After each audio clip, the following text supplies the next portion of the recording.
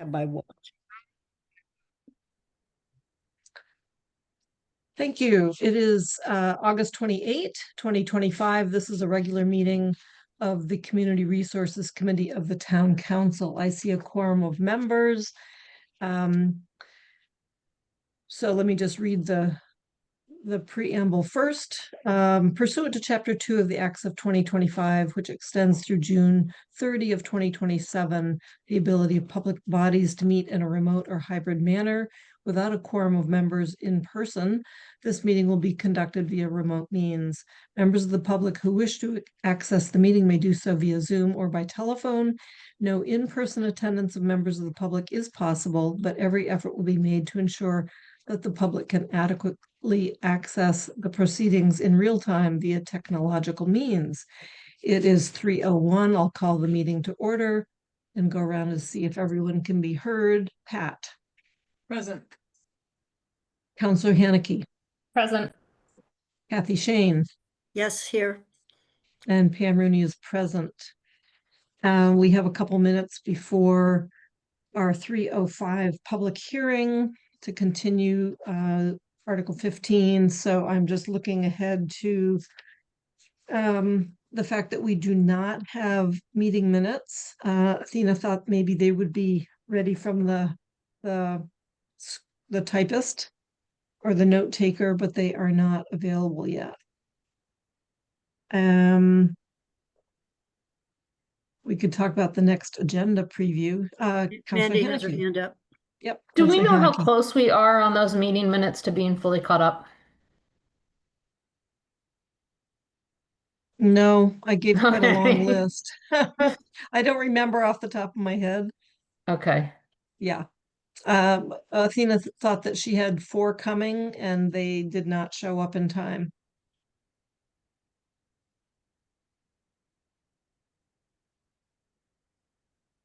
Do we have any, let's see, it's only 3:02. We should put our public hearing starts earlier. We could do next agenda preview, which depending on how today goes, we could be talking about inclusionary zoning. We could be talking about accessory dwelling units. Hopefully we'll be talking about solar bylaw, and we also need to start the discussion on the housing production plan. So in terms of public interest, those are the topics. Any other that we've missed?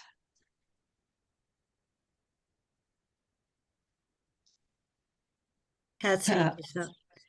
It's not a topic that we've missed that I'm concerned about. I'm concerned about the lack of public participation because we're meeting 3 to 5.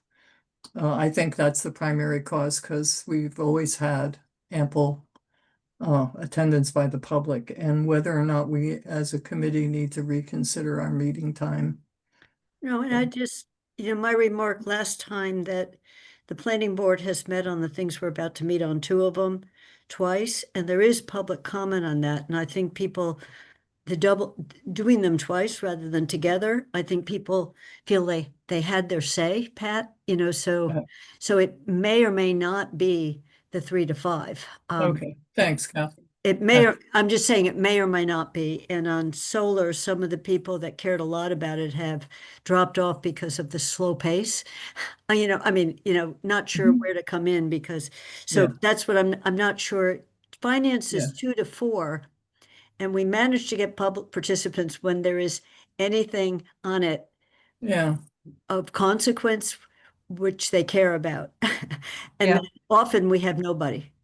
Otherwise, so Okay, well, I'll go back and try to find that stuff in planning board meetings. Yes. If you have dates on that, that'd be great, but if not, I can search. Yeah, there were, so there was a reasonable amount the first time around. And I want to add to that, and I think it's very confusing for the public to jump from committee to committee trying to track a topic. It's just really annoying and redundant. Well, to the extent we can avoid it, I understand that sometimes you can't. So Nate's going to tell us what's changed in this, but these are subtle changes that we're reviewing that the planning board went through, and then the planning board subcommittee was going through some of these earlier today, so it is to avoid redundancy would be great, Subtlety, though, can have great impact, so we really need to pay attention. And Yeah, no, Good. absolutely. So let's open the public hearing. It is 3:05, right on time. In accordance with the provisions of Mass General Law, Chapter 40A, this public hearing of the Community Resource Committee of the Town of Amherst has been Town of Amherst Town Council has been duly advertised, and notice thereof has been posted and is being held for the purpose of providing the opportunity for interested residents to be heard regarding the following proposed amendments to the zoning bylaw. Article 15, inclusionary zoning, to consider amending section 15.171 of the zoning bylaw by adding new text that would allow for project-specific determination of the fees in lieu value for affordable units to be made by the permit granting authority. And we have a couple of attendees in the audience. So what I'm going to say is that the process for comment will be that we will, we've already disclosed that we have no disclosures. We'll look to Nate for any kind of presentation for updates on this particular topic, then questions from the board and the committee, then questions from the public, and then the public speaking to the proposal. So let's get on with it and just go to the fees in lieu of. Nate sent us a August 20 version of the planning board recommendations. And as far as I'm aware, that's the only version we're talking about. Nate, do you want to add anything to what we've already seen? Sure, thanks. Nate Malloy, a planner with the town. No, so the document that was sent to you had, 3 paragraphs. One is the planning board recommendation. So the planning board, closed their hearing and made recommendations on the inclusionary zoning, the payment in lieu, and then what was originally proposed. And so the planning board modified it a bit. So instead of having a range of 4 to 10 in the area median income, they had 5 to 8, and they added, in the kind of criteria in consultation with the housing trust. So the permit granting authority would determine the amount in consultation with the housing trust and may account for market conditions, total development costs. So they added total development costs and the postponement in the delivery of affordable units. So they added a few more kind of criteria that's part of the consideration for what the payment in lieu should be. And there was a discussion about, whether or not to use median family income. And, I think the consensus was that it's a reliable number. It's just a number, right? It's a base number that's then multiplied to something to get to where we want to go. So it's really difficult to say use a construction price index or some other thing. It's just not as maintained. There's not a standard approach for that. And so median family income is updated every year. It does somewhat follow the economy. So if incomes are down, the median family income can change. HUD publishes it usually in March or April. So it's something we could use. And the planning board asked, how would this process really unfold? And so typically, this is a special permit request in addition to what the normal permitting is. So there's a special permit application filed by the applicant to waive, providing the affordable units and making this payment. And so when they would do that, typically we'd ask them to provide information. And if this bylaw were in place, what they think is a reasonable cost estimate per unit based on some of these criteria and factors. And so, staff would ask the applicant to come to the public hearing with information. So there's a discussion with the permit granting authority about what really is the value. And so currently, it just says shall be 4 times the amount. And when this has been used just once before, the housing trust recommended higher, but the planning board felt the language in the bylaw restricted them to really just 4 times the median family income and didn't provide a range or flexibility in changing that. And so now there's a range and there's some factors to consider. And so that's, so the planning board felt comfortable with that.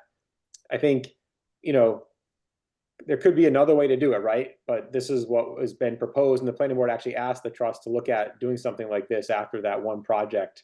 And so they, the planning board kind of commented on, it'd be nice to have a little bit more flexibility in this formula. And so the trust came back with this proposal, and the planning board thinks it's workable. Thank you.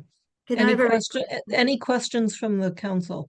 I would just like to see Kathy. it on the screen for the exact wording, Nate, and then take Mandy's question, but I have a question about wording, but maybe when I see the wording, I'll be fine. Sure.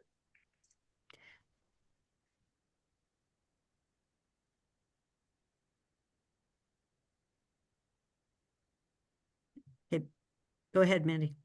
Oh, I have three questions.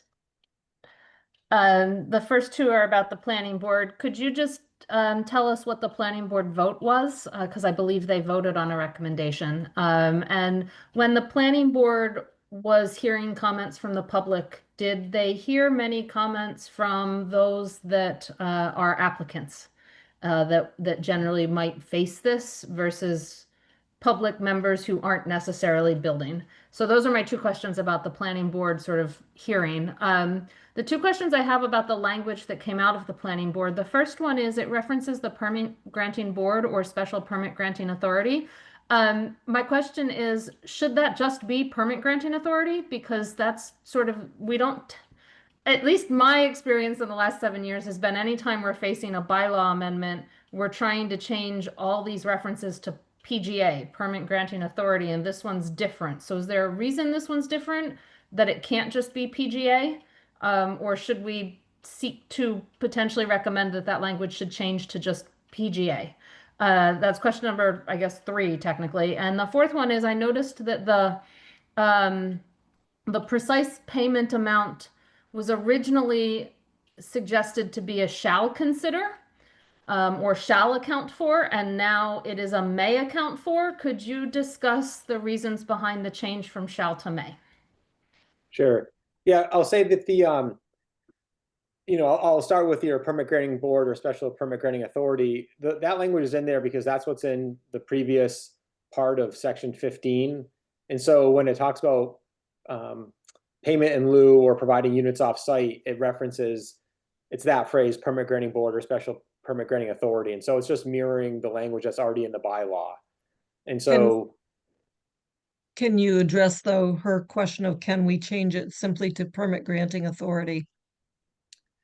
we could, I mean, we could. I think I just used it because that's what's in, and this is 15.171 and 15.170. It says, I don't have the full bylaw. It says, permit granting board or special permit granting authority. And so to be consistent, I just carried that language down. While I'm talking, I'll get the bylaw pulled up. In terms of the planning board's comments, there weren't any developers or typical applicants who had used this. And so, I know some have been made aware of it, and no one's really offered any opinion of it. I think that was a discussion during the planning board, and I said it may be that, some developers, if you have 1 or 2 affordable units and they're not comfortable doing they're not sure what that means in terms of marketing or deed restrictions, they may offer a payment in lieu. And once you get comfortable with it, then it's maybe they won't. And so, at some point, if you have 6 or more affordable units, half the units have to be provided on site, and then you only provide a payment for, half. So you can't essentially, once you have 6 or more units, you are providing some in the project. But we didn't hear from people who are using it. And so, that was a consideration about the floor, is 4 fine or is 5 appropriate? And so the planning board decided 5 was more appropriate given the cost of construction. And really what the idea is that, there's a total development cost, and then there's a cost of construction, there's, cost to the town. So if there's a loss of kind of leverage, there's already a project going through permitting, already has designs, and then they're saying, well, we don't want to provide the unit. And for the town then to turn around and try to find another affordable unit may mean, whole new construction or purchasing a property. And so they decided that the floor should be a little higher. The planning board, did discuss this a bit. Their vote was, if I remember correctly, it was unanimous to recommend this. And, in terms of those changes to the language, so, this is a special permit process. And so they say it shall be at least 5 times and no more than 8. So they kept the shall there. In terms of the may account for market conditions, if it said shall account for, then the discussion was, well, how, then you have to make specific findings for each criteria, and what exactly does that mean? And so the may, they still might go through and make specific findings for each of those factors, but the shall account for, they felt that was really limiting. So say, for instance, they couldn't really determine, say, the postponement in the delivery of affordable units. So what is the cost of that? And so, we know there may be some delay, or maybe not. Maybe there's a project already waiting that could take the payment in lieu. And so they felt that the word may there was more appropriate in terms of keeping the permit granting authority to having to, account for every specific condition listed here. And the fact that it says and similar factors. And so it's not an exhaustive list. And so, if there was maybe just like 3 things that they wanted to look at, it could say account for, we just want to say unit size, location, and development costs. Then it could say shall account for those 3 things. But given kind of the range and then similar factors, they thought may was a better approach. Mandy, does that cover it?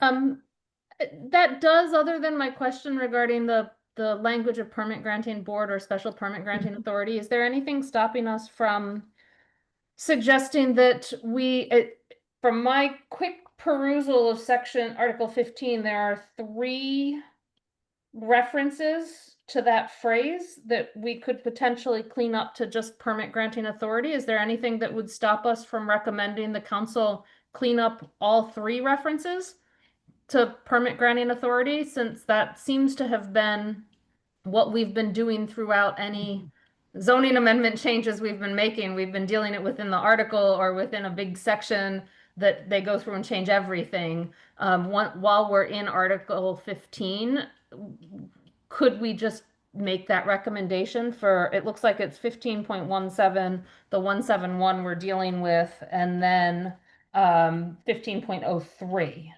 in my quick perusal had those references, but I don't see it anywhere else. Could we make that recommendation to change it in all 3 of those spots?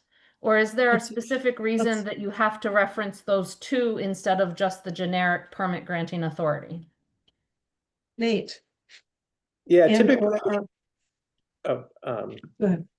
Yeah, I think I was going to say that sometimes, if you're expanding the scope of the zoning amendment, was it captured in what we were originally presented or what were, advertised? And so we're somewhat limited to just the payment in lieu piece. And so I'm not sure it would be appropriate to say, well, let's now change the other sections. I was just looking at the bylaw online just to see where it was. Well, referenced. 15, so I'm gonna, Kathy, go ahead, and then I'll weigh in. Well, I hear what Nate is saying, but Nate, the way, so Mandy's suggestion would clean it all the way up. Right. The other way that wouldn't clean it all the way up is 15.17 starts out with those 2 words and then may grant a special permit. So you do not need to say permit, the 2 words again in 15.171. You don't need it. All you have to do is the permit granting authority. So you don't need that repetition. So the very beginning of 15.17 says the permit granting authority or special permit granting may grant a special permit. So all of this requires a special permit. Right. And then the payment in lieu, you can just say permit granting authority. Right.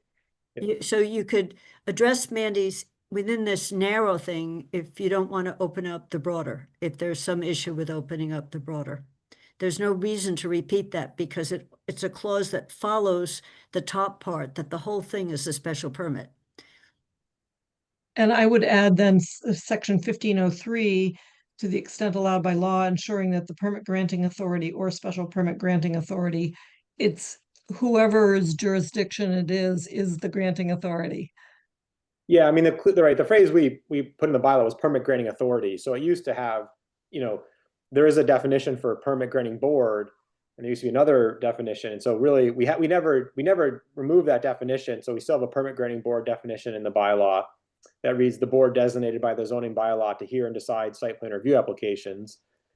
And then the permit granting authority is the planning board or zoning board of appeals as the bylaw may designate, or if no specific designation, the building commissioner or zoning enforcement officer. Right. Right. So, Right. So Nate, I'm hearing a consensus that many of us here on the screen feel comfortable with changing it to a permit granting authority Mhm. in both here and in section 1503 and wherever else in Article 15 that occurs, that we simplify the language. Am I incorrect in making that assumption? And that's not incorrect, Pam, except that I was saying, if there's an issue with that, which I don't think there should be, you could change it just in this one instance, because it's preceded by those long words. So it's 15.17 is the lead in, and as Mandy said, 15.03, and I didn't read them all, but those Yeah. are the two places. So either change them in both places or just change it in 15.171. Let's ask Nate. Nate, which are you comfortable with that? Right now, I mean, Rob's I think on the meeting, I think we referenced only just this payment section, so I'm just comfortable changing it just in here, 171. The question is this just at one point we had approval to make some, some changes to the bylaw to make it consistent. This was a few years ago, and I don't know if this would fall under that. The fact that there's this kind of redundant and repetitive phrase, but I'd have to. I really think we just referenced 15.171 in the zoning amendment itself. So Councillor Haneke? Yeah, so the hearing notice references 15.171, so, I would support at least changing it there, to start our consistency. Anywhere we see it, we should do it. 15.03 is interesting because it doesn't say permit granting board or the special permit granting authority. It says permit granting authority or the special permit granting authority. I think if we'd given, if somewhere in here there's the ability to clean up those inconsistencies that change Sure. nothing, that's one where it really does change nothing, because I think the permit granting authority encompasses the special permit granting authority. Right. It's not the board. Yes. I think it's the first time I've ever seen it say permit PGA or special PGA. So 15.03 might, if the authority's there, might be able to be done immediately. 15.17 does say board or granting authority. Maybe ask KP Law whether we could clean that up at the same time. Or how we would do it without having another hearing, if we would need another hearing, since it's not really changing the definition of anything. I think that's where I would go at this point, is do it in 15.171 and ask KP Law about 15.17 and 15.03, given whatever authority was given in the past, or given the notice of this hearing and what we would be doing. That's with hearing, the next question becomes, once the council gets to it, we've always been able to make amendments on the floor. Are you limited to just 15.171 at the amendment when it's related in a sense? I understand unrelated, but I would say ask KP Law whether we could clean up those two other sections and how that might be done within what we're doing now. Thank you. Anyone else on that? Kathy? No, I'm going to switch to, I'm happy with it. I know I'm supposed to be in the question mode, so it's hard to frame this as a question, but basically, I am happy with this change. It used to be 4 to 10, which was such a large range. We've increased the base to 5, and now it's 5 to 8, which makes more sense to me. So my question of our group is there anything else about this? I did think the explanation we got last time when we asked about median income explained there is only one number. It's not like it's the official thing called median is an average. It's not any particular family size, so it's a clear number. So this translates into 5,000 to 8,000, which it used to be 4,000 to 10,000. So that's my and then will change over time as the median income changes. So I think this is a good construction. So I just sort of have a question of the group. Does anyone have any concerns with what we're seeing the planning board did? I'm going to respond. I do not. I also think that the tighter range is appropriate. And given that the median income, area median income is about 120,000, that means that we're in the $500,000 to $600,000 range for a unit. And we know that's kind of what things are getting built at these days, sadly. I am also going to weigh in on the fact that the planning board suggested adding the words total development cost, because I think that is an indication of what a unit in the proposed development costs, and therefore to replicate that unit elsewhere means that one would really need to understand what some of those construction and development costs are. It would be unwise to give up the opportunity for an affordable unit by allowing someone to pay less than what it's actually costing to build their current proposal. I like the idea that the planning board went from shall to may in terms of those considerations. Nate, that was a good explanation of their conversation. The PGA may take into account one or more of those conditions, and to have it a shall is really restrictive. The other thing that occurs to me, though, is that what they're really doing is assessing what the cost of a new unit would be elsewhere, and then basically pegging it to some multiplier of the area median income. Well, this is close to 6 times the area median. Well, this is close to 7 times the area median income. And so the area median income is really not the factor, even though it's determined by HUD. It's just something that we would peg it to. Thank you. Kathy.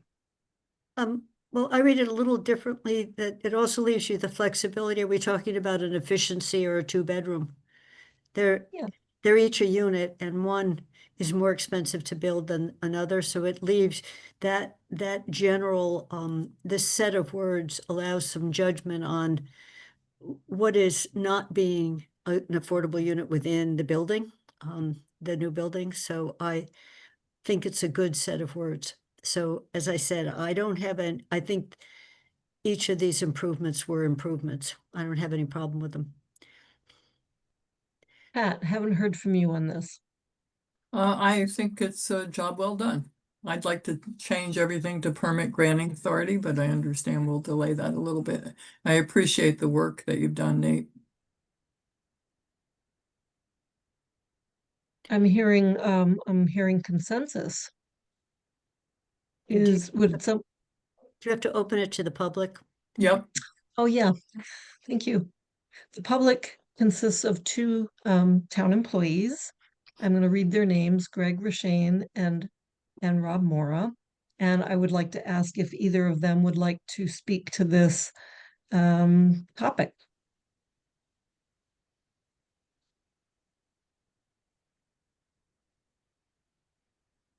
Would either Greg Rashane or Rob Mora like to speak to this topic? Greg, can someone help bring him in? Yeah. I can do it. Go ahead, Greg.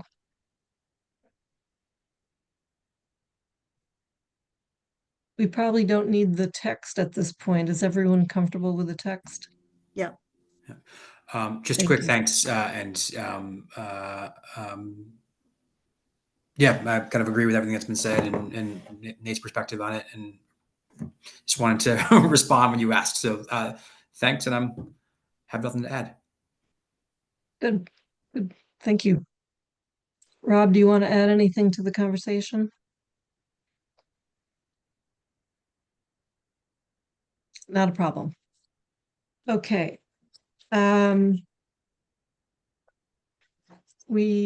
so we have no additional questions from the public or people speaking to the proposal. Counselor Haneke. So we're back to us, right? Yep. I'm gonna move to close the public hearing on this amendment. I second. All those in favor, let's see, Counselor Haneke, Aye. Kathy Shane, Yes. Pat DeAngelis, Aye. Pam Rooney is a yes. Okay, so we're closing the hearing. What is today? 8/28. Okay.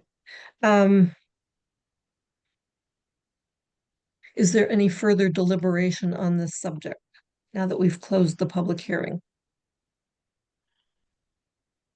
I'm ready to make a motion, Counselor Haneke? but Mandy will word it better if she's ready.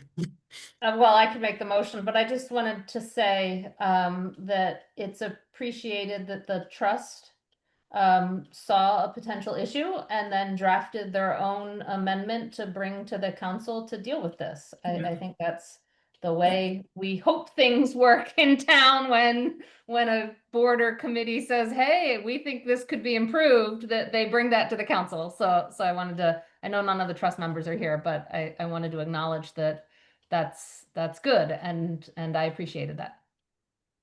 And I can make a Good. motion if people want me to. Let's let Kathy do it. I'll build on that just to say I appreciated the fact that the planning board added the words in consultation with the housing trust. I think that was Yeah. previously not there. So it reflects the need to consult, which is good. Okay. Who's drafting a motion?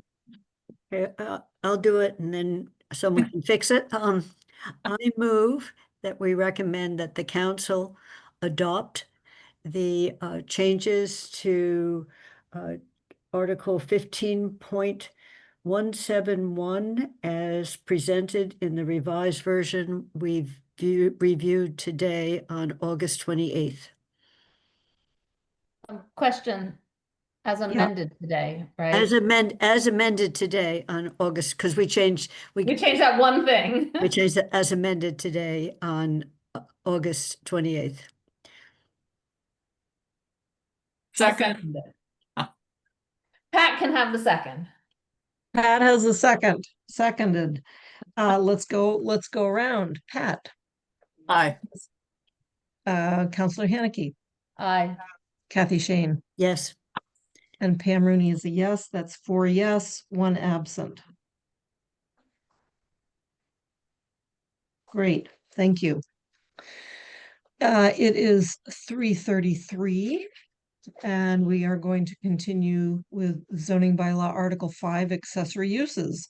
So I have Nicole? just, sorry, Yeah. I'll raise my hand. So Nate, you'll convey to the planning board that we made this one change. So I'm just, to the extent possible on this one, it might be nice to have both of us recommending the same thing.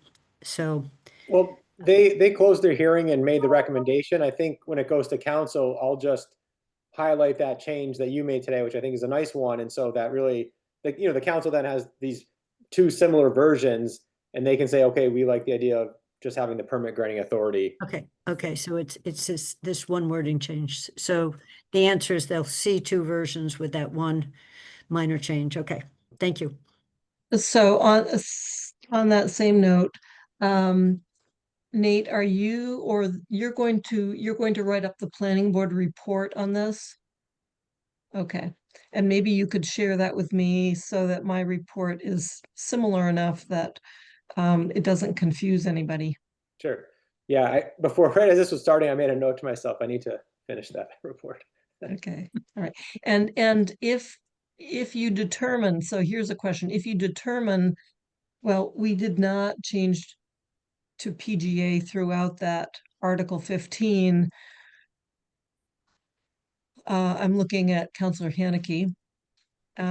If it were recommended that change also take place, it would be good to incorporate into, but neither the planning board nor us has actually voted on it. So, two things. One, this needs forwarded to GOL this week because we're now under a time deadline, and they technically have to review it before the council sees it. I would recommend that when it gets forwarded and then also in your report, Pam, but when you forward it to say something like CRC, while not having voted, noticed that these two other sections of Article 15 reference the phrase or phrases this, that it would be good to change to PGA, but we were unsure whether that would be legally allowed given the requirements of hearing. It might be nice if GOL could make could determine whether that is legally allowed, something like that. So that we Yep. reference it, so that we know whether maybe GOL can find that out, so that when it comes to the council, if it can be done that way, we can just make a motion on the council floor to do it then, as part of all of this, once this motion's on the floor. But so maybe when you forward it, mention those and say, we didn't vote because it wasn't necessarily in front of us, but we noticed that there's this conflict, and could you figure out whether we can fix that conflict while we're voting on this? Yeah. So I'm going Want to to bring up use, something about GOL? yeah, Because we shifted, we dropped our September 9th meeting, and we're not meeting until the 16th. We're meeting the 16th and the 23rd. I don't know if that affects the timeline, Mandy. I think the 16th, as long as it's done on the 16th, it should probably be fine. The council needs 2 readings before it votes, and what do we have, 65 days? I think so. You know, so that's that's almost early November. Okay, great. But so if it's out on the 16th, but it can't probably be much later than the 23rd for 2 council meetings to happen. That's right. Yeah, because the council meets on October 6th and the 20th, so those would have to be first and second reading. Right. Yeah, Okay, if it's 65 days, I think it's it might be 90. What is it? Oh, We it's can look it 90. up. Is it 60 or 90? 65 was starting the hearing, so maybe it's something else. I don't remember either. We'll have to look at your flow chart. Yeah, I might be able to find my flow chart if you give me a second. Okay, so but let's not wait for that. We'll this is good, and the reminder that I need to get it to GOL is very important. Thank you.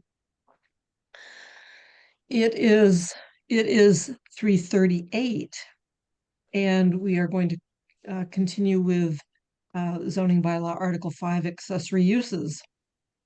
If there's no other comment about previous, raise your hand. Sorry, it's 90 days of the close of our hearing. Fabulous. Okay. Okay. so we have Okay. plenty of time. Yeah. Not to stall, but we have time. Right, so Yeah. that's the end of November, somewhere in there. Yeah, don't Okay, good. don't give Good. GOL too much time. No, tell I them, won't. tell them ASAP. Right.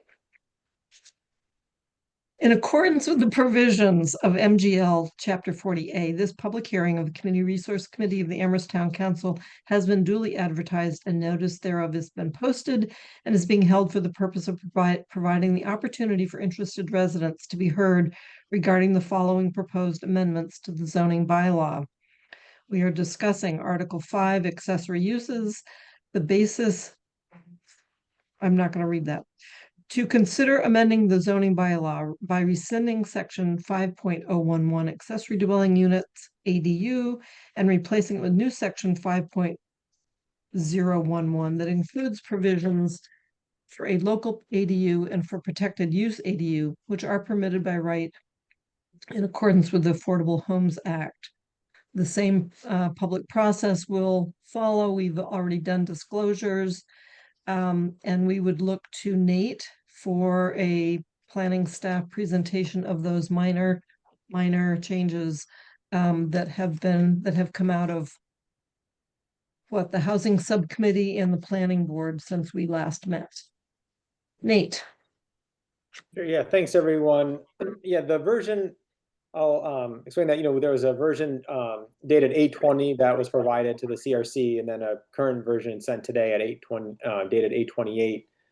And that takes into account recent Attorney General decisions. So there's been a lot more in the last week, two very recently, that addressed gross floor area and how how you define the space. And then just some clarifications after meeting with staff and we met with Kathy. And so, the 8/20 version really cleaned up a lot of the comments that the planning board and CRC had at the first hearings. And when the planning board last met, they went through and they really discussed having just a protected use ADU and, updated the document. And after near the end of that hearing, we had discussed at the beginning, whether or not we would have one or two types of ADU. And then they actually kind of circled back and said, I think we'd like to have two types of ADU. And they like the idea of allowing someone to have a larger ADU than just the protected use, and it comes with an owner occupancy requirement. And so there are some discussions around what does that mean to allow two ADUs on a property? And they haven't resolved it yet. And I will say that both documents protected it in both, if we say the protected one and the both one, the idea is that the language is the same throughout, except for where it talks about local ADU. So they should be, the same documents in terms of the changes that have been made, since 8/20 and in terms of the hearing. So any grammar changes. I think what the planning board, they haven't, like I said, they haven't resolved is what happens with two ADUs. And so you're always allowed a protected use ADU. And that's through a building permit application process. In a local ADU, which we clarified with our attorney at KP Law, is that if you already have a protected use on the property, a second ADU has to be by special permit. And so the way the changes are now outlined, there's a sub bullet A and B. I'll share my screen in a minute. So a local ADU, if there's, if it's the only ADU on the property, it's by administrative approval, according to section 11.212 of the zoning bylaw. So there is a process there. It outlines criteria and conditions that could be used through site plan review. So the building commissioner would apply those, but it's an administrative approval. There's no land use permit. However, if there's a protected use first, ADU first, then the local ADU is by special permit.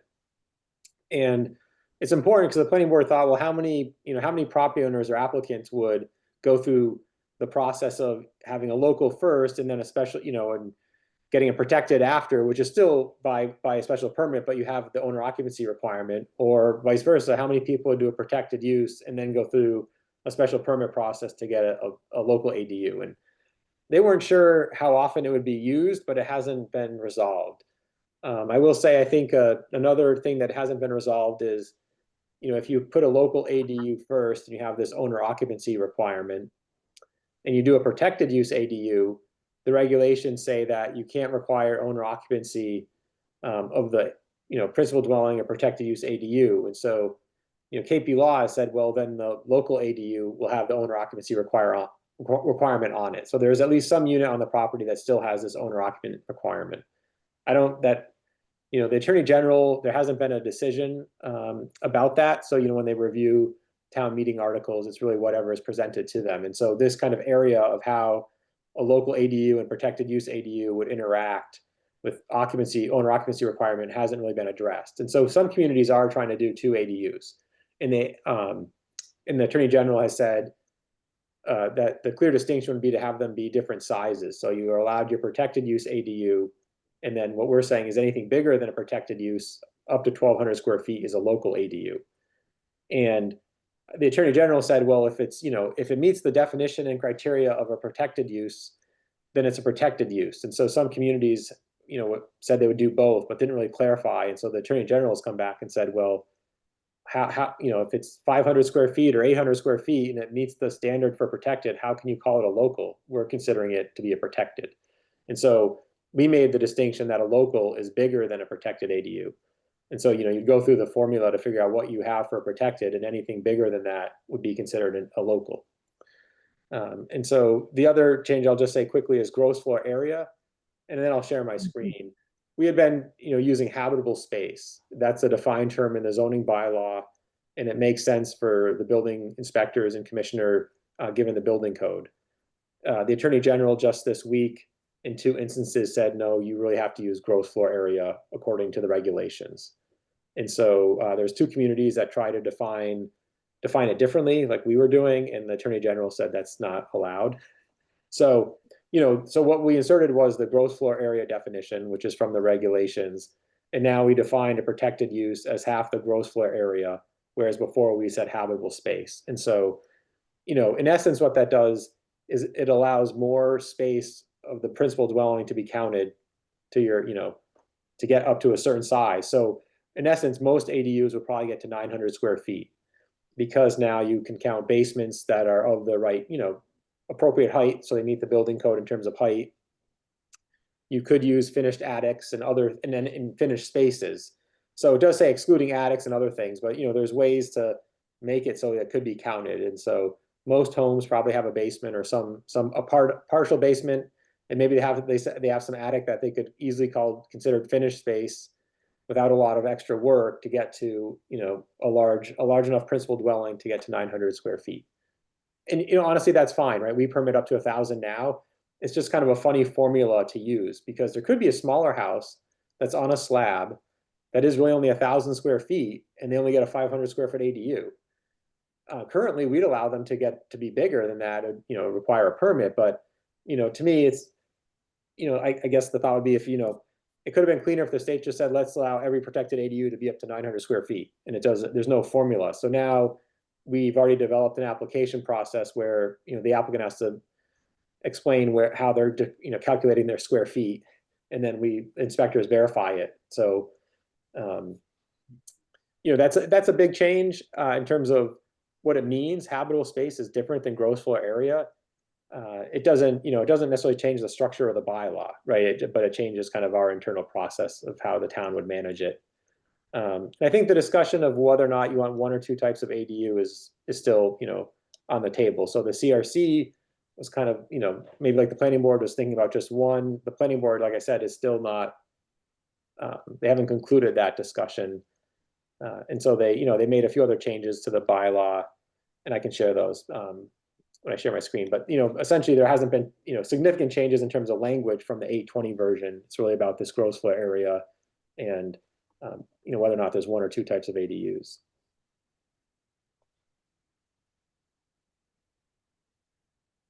Kathy. I think it would be helpful if Nate showed the language. The square footage one, what I met earlier, I didn't know what habitable meant, so I raised the question, and then it turned out it's been challenged as a word. So the exact, if you scroll down, Nate, so that everyone can see the definition of gross floor area. So as he said, it includes, I know I'm supposed to frame this as a question, but Kathy, so right now there is no public attendance, so we are going to ask questions and make statements and comments as a board. So as I understand this, it includes basements, lofts, but excludes attics when there's calculation. So I think this gross floor area applies both to the principal dwelling and the ADU. Am I correct? Nate, so that definition is applying both to the building. We're figuring out how big the ADU can have, but also the ADU. It's both pieces. It is, right. And so, if you're including basements, so now, an ADU is going to have the basement. So most ADUs are probably going to be on a slab now, because you don't want to count the square feet of the basement. No, that's okay. So, but the exclusion of attics. So then I went and looked at what is an attic. Right. An attic is often, or can be, big enough to be converted to a bedroom. And the state, when it defines this is state language, by the way. This is in the regulations. So I don't think we have any choice but to do this. But as I understood it, when it was explained to me today, is in the ADU, if it has an attic, it potentially has more than 900 square feet. And it may originally not have that because it's no longer got the word habitable. So whether it's a finished attic or an unfinished attic, it's excluding the attic. Am I correct in that interpretation? So even if they build a building in the building code and you look at the roof is plenty high enough to convert that attic. We're not counting that as part of the square footage of the ADU, correct? That's my read of it as well. So if that's a correct statement, so to me, that means ADUs may be bigger, may be bigger by the side of the attic. So it's just something that made me think about this and made me more sure that I wanted just one type of ADU. But so it was not an insignificant change by saying the attic is excluded. And I double checked everyone. I mean, planning staff, of course, is right. This is verbatim. And I think, Mandy, you had raised what was habitable and why not the exact same words as the state. So that's a change, not that we can do anything. I just wanted to make sure everyone understood the implications of it. We may have some questions that come back to that. Okay, so just on that. And then the only other thing I asked earlier today, I wasn't sure what by right meant, and was there a site plan review? Weren't there some conditions? And the building, whatever happens, still has to go through the permitting process. And Rob said there's a whole set of things being looked at that are beyond what is specified here, but sewage and everything else. And so the wording change up there now says permitting process. It's not just get a permit. Meet the requirements associated with the issue of a building permit. So that was a change because I asked, because I read the state law by right could have a site plan review, but if it's an administrative review, our building inspector, before they get a permit, would lead them through a series of checks on the building. So I thought that was an improvement to signal to people, go look at what the permitting, there's a whole list of things to get a permit that they should go over and look at that. So I was asking how many things we should cross-reference to something else. And then the last thing I thought when I asked last time, well, last two things. Last time, I thought everything in table 3, the dimensional table, applied except for the additional lot size and the minimum lot size. But the way the state law reads, if you have conditions on which you could modify that table, and we do in ours, you have to go to the most permissible. So that's language, Nate, you've added also, right? There's a whatever. Sorry for the scrolling. I went and I said, what does this mean? More Yeah, permissive? thank you, yeah. What more permission?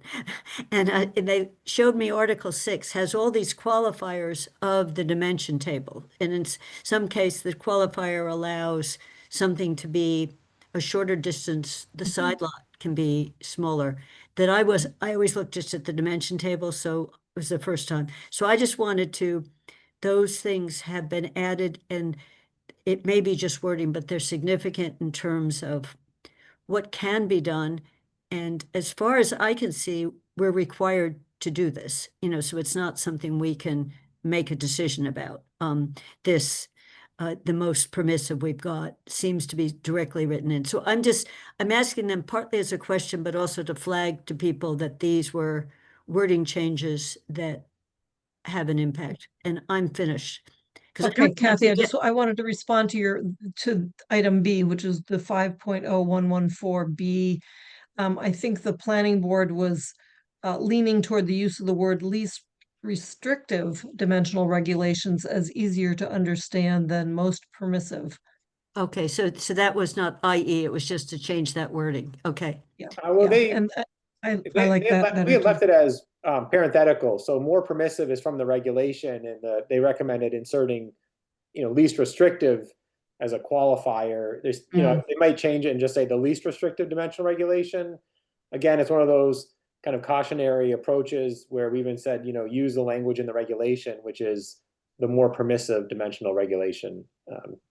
And so they wanted to qualify it, so it's a little clearly to interpret. Yeah. Okay, so and so I hadn't realized that the dimensional table was qualified in these other parts of Article 6. I don't disagree with that. So I just want to point those out to people. Thank you. Thank you. Councilor Haneke. I'm gonna stay on this definitional issue since we're looking at the both one. I will put in that I would like to see us just do protected use ADUs and get rid of the local. And my questions and comments on this issue go to that. I would also like us to see protected use ADU go bigger, but given ways, but how Kathy's defined it gives me another question sort of to ask. But using gross floor area, given the fact that we've in the past for all of the ADUs that are permitted in our town now use habitable area, how big on average are our current ADUs in gross floor area? You know, what are we seeing? Because they are different measurements and they could be wildly different. And given that for protected use ADU in both of the amendments we've got in front of us, both versions, I believe it's a gross floor area that measures the sizing. What does that do to an actual typical, what would we expect the habitable space of these ADUs to be if you're measuring the 900 square foot as gross floor area instead of habitable space? Can we have him answer that? Sure. Okay. Yeah, so I think, the town, has been permitting essentially accessory dwelling units for decades. They were supplemental apartments, and then we called them accessory dwelling units. So there could be over 40. And in terms of the size, more recently, we've allowed up to 1,000 square feet. So I think most of the accessory dwelling units, say, that we've permitted will probably exceed the size of a protected use. And so those are speaking a pre-existing non-conforming ADU, and the property will be allowed to then install, or, property owner could put a protected use ADU on it. And so I'm assuming that, most of them are gonna fall into that category.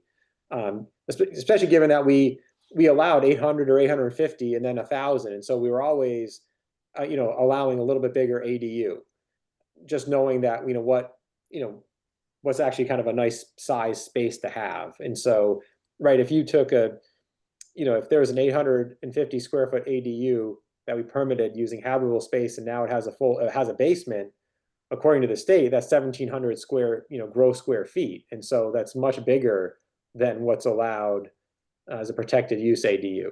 And so that becomes a pre-existing non-conforming ADU. Can I follow up on that one before I ask Yeah. a related question? Do we have an idea of what the average gross floor area of the ADUs we've already permitted is? I'm asking this because, as I've said, I'd like to see just a protected use ADU, but in the same vein, I'd like to bring in, to me, it makes sense to bring in as many current ADUs as possible into that definition. And I know other people might disagree, simply so that we limit and minimize the non-conforming uses on our parcels. But for that, we'd need to know sort of what the gross square footage, gross floor area of the ADUs that have been built is, or at least on average, or where most of them are, given that it's potentially such a different definition than we've been using. Do we know? So Councilor Haneke, maybe we could state that question a little differently and just say, if a gross floor air, a house of a gross floor area of 1,000 square feet, how is it likely that an existing ADU of 1,000 square feet habitable would vary?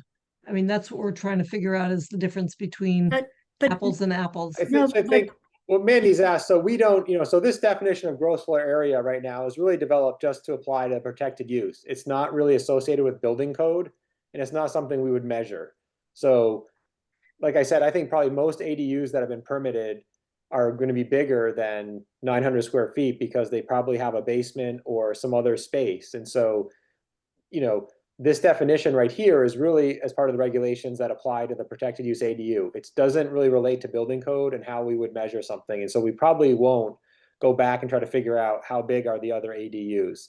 Because it's, I think the planning boards felt like, well, there's not a lot, and it's okay if they become pre-existing non-conforming, because we have a lot of that in town, and there's a way to deal with it. And it's really only related to how it works with the protected ADU. Essentially, now we have, say, 40 properties that can do maybe not 40, maybe there's 30 out of 40 that can now do a protected ADU if they wanted to, in addition to the ADU they already have. And they didn't feel like that was, troublesome enough to try to capture them by, changing the formula or floor area. So they said, okay, they'll be allowed to get a second protected ADU if they want to. It's an interesting thing because, to your point, Mandy, I think if you're putting something on slab and you have 900 square feet of gross floor area, you're going to have smaller habitable space. Given you might have to have places for if gross floor area includes like utility closets where you can have like a water heater or other things, and so is that 150 square feet less, so really you're down to 750 square feet of habitable space, maybe, but utilities are getting more efficient. Maybe you can put it somewhere else outside the gross floor area. Maybe you put it in what is like some kind of enclosed porch or something that, I don't know. I think that, but I do think that the ramifications are it is a smaller living space. And if you're not on slab and you have a basement, then your basement counts towards your gross floor area. And so most people are not going to do a basement anymore because, if you do a 400 square foot basement and you do a 400 square foot first floor, that's 800 square feet. And, you're already, you maybe you can get 900, but it's limiting really then what is your living space? I mean, I'm going to Kathy weigh can in because go, and then I'll ask my other question. Yeah, I was going to weigh in because Kathy's already asked some questions. So I'm just wanna going to follow up on Mandy's. I would like to know how many ADUs we have of what size. I think that's what she asked, and however you want to measure it, because our old measure was 50% of the principal. So we might have some that are less than 900. I would just like to know. she asked using this gross floor area measurement, and I don't think we would. I'm not sure. We can go through and do that. I'm not. Okay. You can ballpark it, but. Okay. Okay, so I'm gonna ask my question. That has to do with so building code and occupiable space per person. Do we base those calculations on habitable space, or do we base those calculations on gross floor area? That's one question. Actually, let's address that, and then I have some related question. My understanding is habitable space. So, for instance, then your utility closet or whatever you want to call it, water closet isn't included, right? And your areas of your attic below a certain ceiling height isn't required or isn't accounted for. And so it's, habitable space. So if, so if it's, 150 square feet per occupant, it's of habitable space, not, gross floor area where, it could be an unfinished basement, for instance. It's habitable space. Thank you. So if there's a basement, but it has not been finished, if it's, if it's not, I guess what I'm thinking is if they come in with an ADU that has a basement, it is not a finished basement. Is there an opportunity for them to come back and ask for an adjustment at a later time and develop, and finish the basement to create a little more floor area, usable space? Well, it has to meet the height requirement to be considered, right? So compliant ceiling height. So if it's, I don't know exactly what that is, if it's, 6'6" or 7 feet or whatever, then yeah, they could come back. So it's already part of the calculation of gross floor area. But if they want to come back in the future and make it a bedroom, they would have to also meet other parts of the building code. So, they'd have to have, probably 2 means of egress, which may mean making a bigger window with, kind of a window well to get outside. It might mean different kinds of fire separation depending on what equipment may be down in the basement. So it's possible that, people do that now. It's just, if I feel like if someone was going to do it, they probably would have already thought about it and laid the basement out, utilities and venting and everything to already accommodate for that. You may not, like I said, it's already part of the calculation of how big it is. Whether or not it's part of a living space at the time of application, it may not be, but. Yeah, okay, thank you. A question on owner occupancy. So if we went to one type only, would owner occupancy requirement go away for existing ADUs? So, yes and no. If say I'll just say 40 again. Say we've permitted 40 ADUs in town, and say 20 of those meet the definition of a protected use ADU. So they meet the square foot requirements. They're considered protected use ADUs, and so we can't enforce the owner occupancy requirement. So those essentially become, those properties now have a protected use ADU, even though they've already been built and permitted. And then the other 20, because they went to 1,000 square feet and received a special permit from the zoning board, or they had a bigger ADU than what this formula calculates, they would be considered a pre-existing non-conforming ADU that still has the owner occupancy or whatever other conditions we put on it. So those properties would have the owner occupancy requirement. So in the planning board's discussion, what they said, it was suggested to have just one protected use ADU and make it bigger, make it 1,000 square feet, make it 1,100 square feet. And essentially what that would do is probably mean that all the ADUs that were already permitted could no longer have any owner occupancy requirement on them. They essentially become all protected use ADUs, but then they can't add another one. And then, every property is allowed 1,000 square foot ADU or whatever number that is. And there was, some discussion at the planning board about, well, we permitted those, right? However many there are, 20, 30, whatever. And we put the owner occupancy requirement on it because we thought it was important. Why would we remove that now?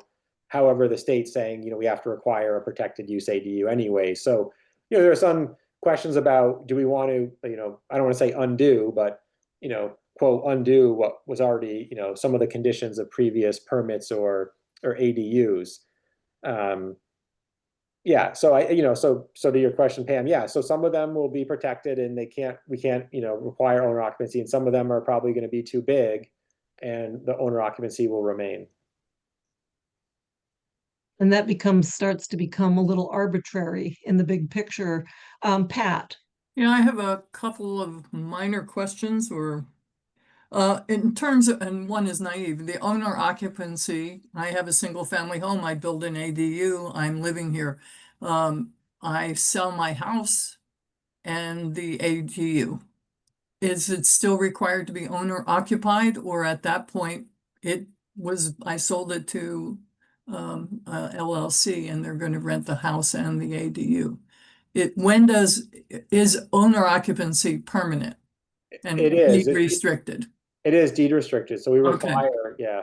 Okay, so that's helpful. And the other thing is, I'm curious why people would only want protected when you can only, according to what's being presented, have one protected ADU on a property. So it would limit the number that would be built. So I guess I'm asking Mandy or any of you, Pam, who are saying only one on a property or only one kind, because it seems to me that having two is allows for flexibility. So, and I don't know where I stand on it, so I'd love to hear more from people about that.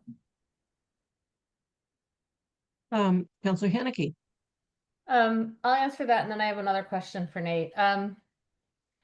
Our current bylaw allows only one ADU on a property.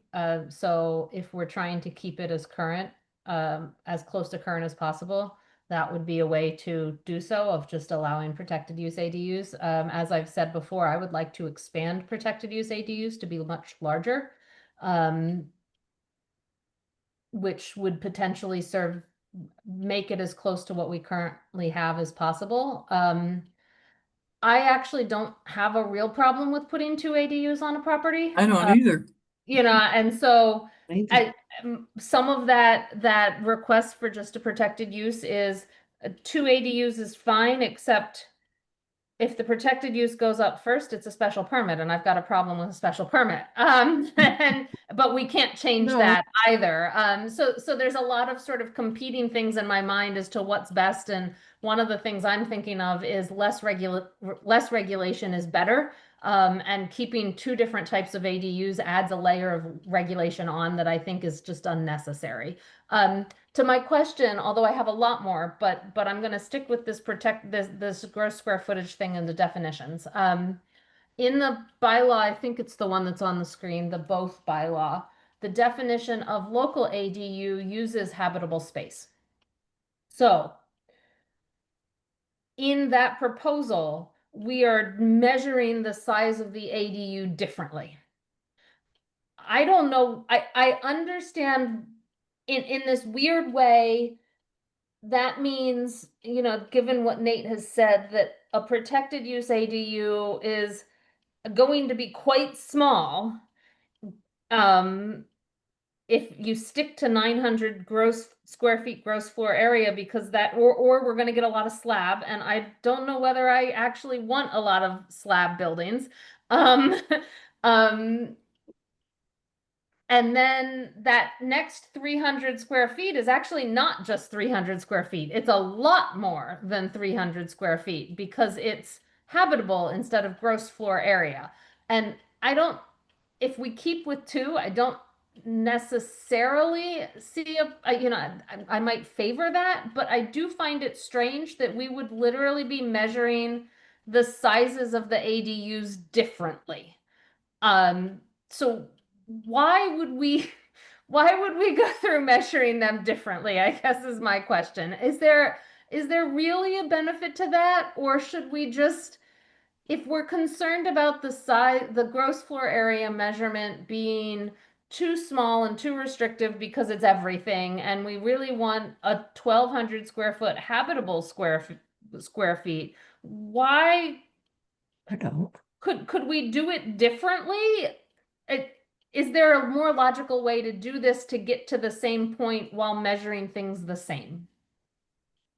Nate, Not really. we, So, you know, just because if we apply this definition of gross floor area to a local ADU as well, you know, it's, you know, it says all areas of, you know, all stories of compliant ceiling height, including basements, lofts, intermediate floor tiers measured from blah, blah, blah. So again, it goes back to the basement and construction method and what someone would want to do. And so the way we have 1,000 square foot ADUs now of habitable space. And so there could be actually like 1,300 square feet of gross floor area. If they have a basement, they could be like, you know, 2,500 square feet of gross floor area, but really you only have 1,200 square feet of habitable space. And so it seems silly to me to try to incentivize a local ADU and say you only get 1,200 square feet of gross floor area. It's actually smaller than what we've been permitting.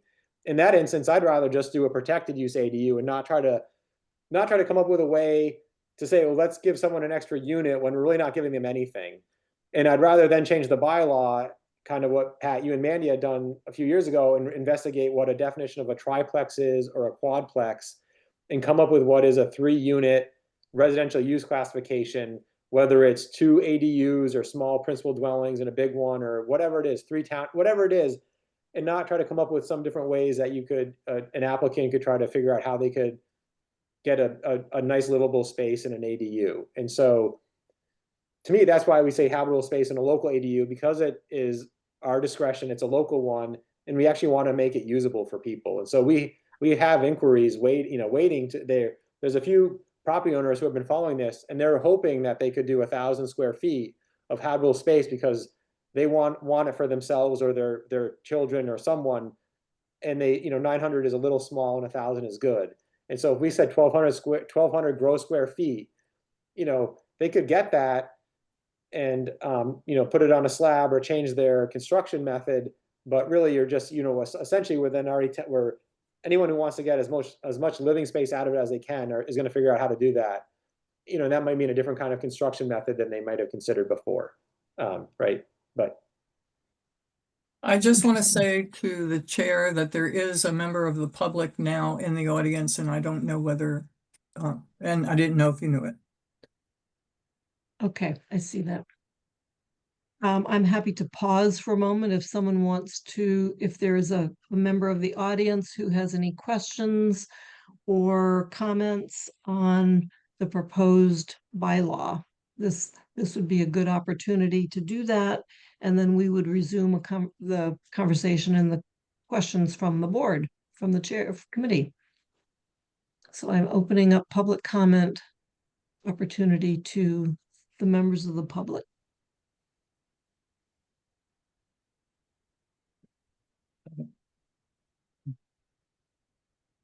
I'm not seeing any hands. Great. This may be a listening session. Good. Thank you, Pat, though. I'm going to go to Kathy and then Councillor Haneke again. Okay, so a couple of comments or responses to things that have been said. If we do just one protected use, and it's 900 square feet as in this new definition, quite a few of the existing ADUs will end up being protected, is my prediction. And so the owner occupancy restriction on them will disappear. And any that, because remember, some of, they are going to be at different sizes, but if now we, and then some won't will be more than the foot the thing because of this definition of how we count. And we won't know any of that for the existing locals. And my prediction will be if someone wants to get out from under the owner occupancy requirement that's in their deed restriction, they will appeal it. They'll come and say, I meet your size. I want to get rid of this because your example, Pat, I'm leaving my home. I want to sell it to an LLC and I want them to be free. And a lot of them will get out from under because they meet this new definition of protected. So they'll just be switch. That's number one. Number two, it doesn't have to be on a slab. Excluding crawl spaces is also this bizarre way the state wrote it. My brother built a house in Maine where all the utilities, the water heater are in a crawl space. It's not tall enough to be considered by state code the 7 feet, but it is 5 feet, so what is a crawl space? So you wouldn't necessarily have that count against you, and you wouldn't have to put your utilities outside the house or build on slab. And if you're building in any kind of waterlogged area, which is lots of Amherst, you don't really want a basement anyway. You want to do something to protect it, so that this excludes the crawl space and excludes an attic. So I looked up what is a crawl space, and the state defines it, a certain height is a crawl space, and they're usually under the floor, but sometimes they're an attic, they're a crawl space attic. So it's weird what a crawl space is. So there's a lot of flexibility in this. How do you count? So my thought is this is going to be a big change that we as a town cannot say, if you're within a half mile of a bus station, we can't require a parking space. You can only require one if it's more than a half mile. So who knows how many parking spaces there are on these lots. We can't say how many people can live in this unit at all. We can't say anything about it. So we could get the LLCs of the world saying, I can take this 2-bedroom with an attic and squeeze a lot of people in it with one bathroom. Because I asked, do we have to have a certain number of bathrooms if you have 6 people in the house? The answer was no. So I think we should go for the simplest definition, the state code, which is sort of what the way this reads, leave it at 900 and see what happens a year or two from now. It's permissive, Pat, that we could come back and say we're willing to allow 2 ADUs, protected use. The second one would have to be by special permit. We'd have to make a decision. I'm just reading the state regs. It says the town could decide to do that. But I think we really need to watch what happens because some of this has taken certain kinds of control away from the municipal. And if you look at some of the buildings up in the neighborhoods, small houses that have 7 cars and they're parked on the lawn and all over the place. But you could get this. I'm not saying we will get it, but there's not a requirement of parking. And there's not we can't do inhabit, and so we will know within a year or two what springs up all around us. And I think it would be the state is kind of experimenting with a town like Amherst, where it's not necessarily people building it for their daughters or their grandmothers or themselves and their children. It's going to be the LLCs who own an apartment building, own a duplex. The duplexes are already going to be lined up to put an ADU on. We're going to see it happen because a lot of them have square footage and they were denied a second duplex. So I think we should wait and see this. So I like this version that I'm looking at. It's simple. And if you don't put local in, you don't run into what Mandy is saying is you get a definition of how to count square footage. You get a new piece of which one do you want. You can have two with if we write in local, but you can have two anyway. If a home already has a local ADU, they're allowed to add a protected ADU. They have a right to add that. So they can add a third building without a problem. So that's just an overall statement on, I think the version we're looking at is clear and pretty simple. And I like it. If it's the version that's just protected use, the protective use only, not the two versions. Thank you. That's Kathy's statement. Thank you. Councilor Haneke. I have another question regarding the definition of local ADU. I noticed in the version that came out late today that it got rid of, it's only based on a square footage of habitable space. It got rid of or 90, I think it had a 90% of the principal dwelling units habitable space or 1200 square feet, whichever is smaller. I ask Nate, can you explain why the 90% disappeared? Sure, yeah, I think there's two reasons. One, it says it has to be larger than the protected use ADU, and it can't be bigger than 1,200 square feet. So the floor is really the protected use ADU calculation. And when we did the 90%, you could run into conflict with, is it larger than the protected use or not? And so really, to be a local ADU, you have to be bigger than the protected use ADU. So that becomes, kind of your starting point, and then we just have it bigger. So to me, it was a suggestion. I think it makes it cleaner. And so you're not, figuring out what's 90% of what floor area or what, you calculate what your protected use ADU could be. And then you could get up to 1,200 square feet of habitable space. So, if you get 900 square feet for the protected use, your 901 is a local ADU, or up to the 1,200. So, it's for that reason. And in the requirements for local ADU, we have. Hold on, excuse me. Can you actually say that again? Because that didn't compute with me. So, in right here, it used to say, is larger than a protected use ADU, but no more than 90% of the floor area or 1,200 square feet, whichever is smaller. And I think the problem there is you might run into a local ADU that could actually, be smaller than a protected use by the formula, even though it's larger, but it can't be.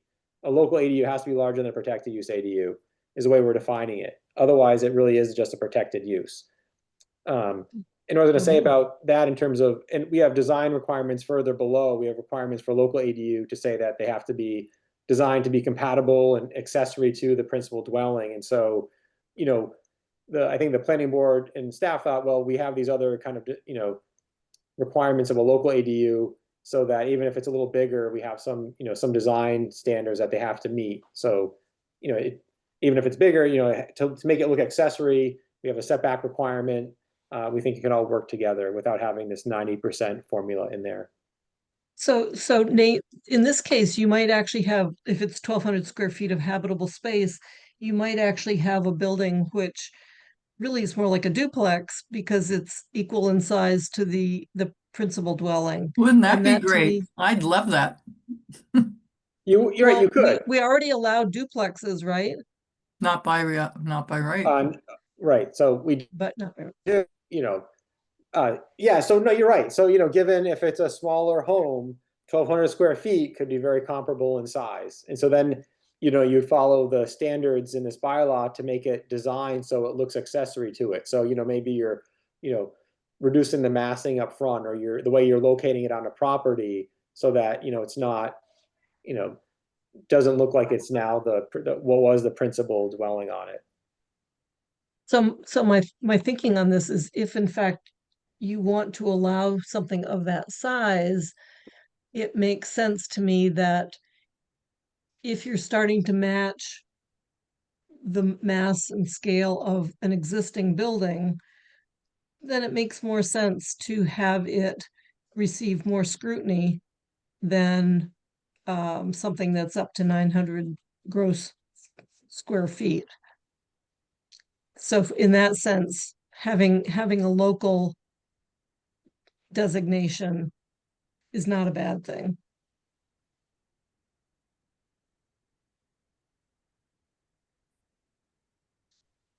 Any other questions for Nate?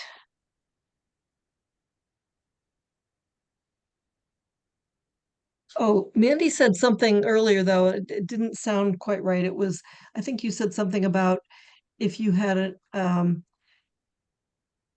existing ADU, your next one would have to be by special permit. And I think that's only the case if you had an existing protected use ADU first. Right. So if you had a local, The second unit would have to be by special permit, not the other way around.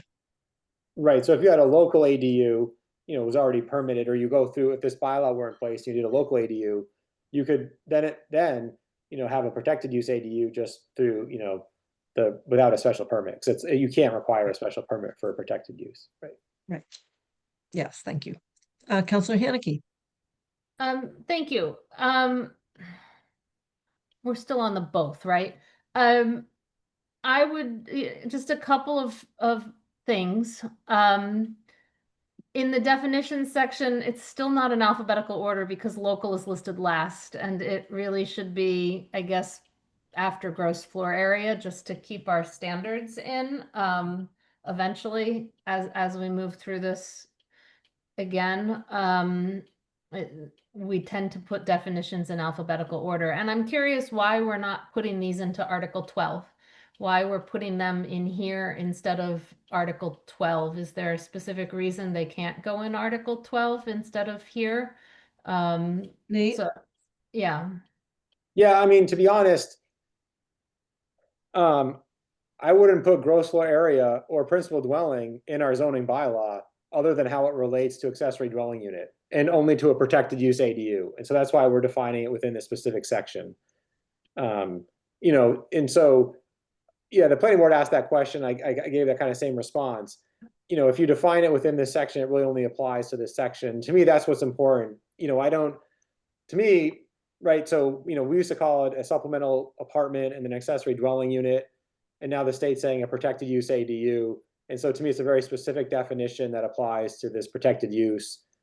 We might have an accessory dwelling unit and a definition in our bylaw that no longer applies if it's a protected use. So I would really just keep it. And now there's this local definition if we keep it. So I would really keep it in this section because it's really just specific to accessory dwelling units. The principal dwelling to me only applies to ADUs. We don't use principal dwelling anywhere else in the zoning bylaw. And we will not use this definition of gross floor area anywhere else in the bylaw. Okay. Thank you for that. I've got a couple other, but Kathy can go. Sure. No, go ahead. Just Oh, okay. To the parking plan, I don't know what letter it is now. Sure. Sorry. Yeah. I'll skip it. E, F, E, E. I'm still concerned. I have a couple of questions related to this parking plan, particularly as it relates to protected use ADUs. It's my understanding that the state regulations prohibit requiring things of protected use ADUs that are not required of single family dwellings. And so do we require parking plans for single family dwellings is question number one. And question number two is if we do, which we might, I think we might actually, given my second question. Section 7.102 and 7.103 specifically exempt single family dwellings from parking stuff. I don't know whether they require a plan, but whatever this design and landscape standards are, those sections of the design and landscape standards are exempted, that single family dwellings are exempted from it. But this section seems to require protected use ADUs to comply with those sections. And doesn't that violate the state regulations regarding the least restrictive of things and stuff like that? So that's question, I guess, 1A. And I guess the next question is, if you can't require extra parking, which given that it's bus stops within a half mile of bus stops, and we probably, nearly all of our residences in typical neighborhoods are close to within a half mile of a bus stop. I haven't done the actual look, but it's nearly most of our town. What's the point of a parking plan? Because there's no additional parking required. And so why require a parking plan for a protected use ADU if the parking situation on the lot can't be required to change? Right. So the CRC had asked a few questions about, E, F, G, H, and I last time about, are they somewhat redundant and necessary? And if it's already rented, does the residential rental property bylaw, cover this? And the answer is not really. So the property bylaw requires the submittal of a plan. It doesn't require this on-site storage management of waste to be located in a certain area or be shielded. It doesn't require downcast lighting, and it doesn't necessarily have any conditions associated with the parking plan. As in 7.1, it just requires the submittal of a plan. And so, I think, so most communities actually would require one parking space per dwelling unit or per ADU. And the state's coming back and saying, no, you can't do that. And so I think they were hoping that they could have some parking requirement that couldn't be met, so then they could deny the ADU. I think the flip side, what we're trying to do, the more important one is this one, there shall be no more than 3 parking spaces provided for any ADU, and then the rest of it. And so, to me, if we like that, I think the concern is that if you have a dwelling, principal dwelling, right, it doesn't have to be a single family home. It could be a duplex, it could be townhouses, whatever, given that definition. And now they have an ADU, are you going to have, you could have a parking lot essentially on your property to serve all these dwelling units. You still have to meet the dimensional standards, lot and building coverage, right? But it's pretty generous. And so the parking plan really is meant to say, well, okay, how is that going to be designed? We have standards in our bylaw that you can only have no more than 2 parking spaces in the front setback. If it's so big, do you have to break it up in terms of having, a tree planting or something? And so we don't think, the staff doesn't think we think this can apply to a protected use ADU because it's not applied to single family homes, but we don't think it's unreasonable. It doesn't nullify ADUs. It doesn't make them more difficult. It's not about the ADU, it's about the site. And so someone could build an ADU and, and then they have to still submit a parking plan, but it doesn't say that, they might, there may be no changes to the parking. And so it's not really about the ADU, it's about the parking associated with the ADU. And, maybe if we keep there shall be no more than 3 parking spaces, we don't really need a parking plan because we're limiting the amount of parking that can be added anyways. But, staff thinks this is important in part because we don't really require it. And if they are adding an ADU and they, and maybe they decide they already have a fair number of occupants on the property and they decide they'd like to do a bigger type of parking, in addition to the ADU, right? So, right, say it's a 3-family and they put an ADU, and now all of a sudden they might have a 12-car parking lot. And this is saying, well, you have to have a parking plan submitted to the building commissioner.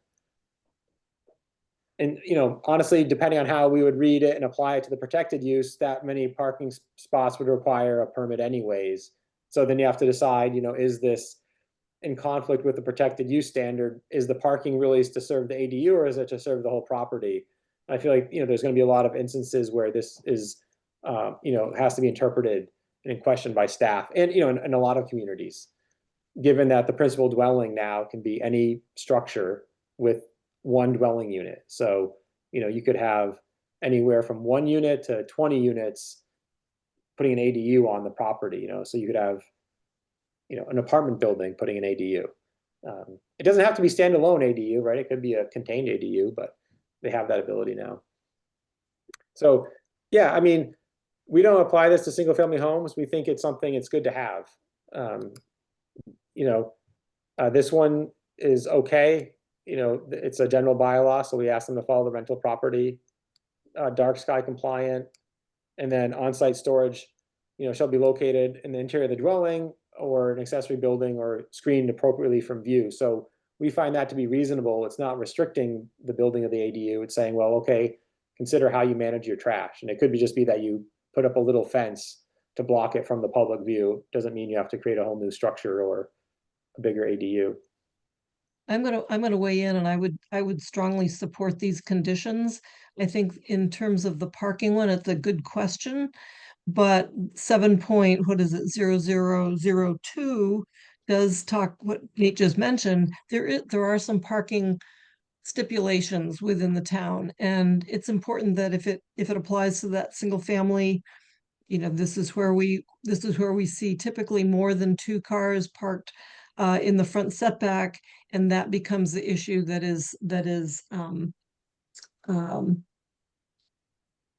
actionable, I guess is the word. Anytime you get a second unit or more than 1 unit, you start to juggle parking and cars, and having arrangements that are not detrimental to the neighbors is pretty important. So I think I would support these fairly conservative requirements for ADUs. I don't find them terribly restrictive. Kathy?